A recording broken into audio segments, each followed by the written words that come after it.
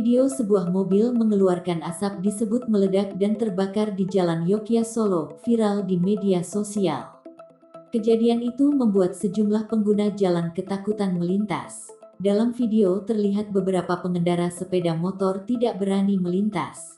Sebagian memutar balik usai melihat asap mengepul dari mobil sedan warna hitam merah itu.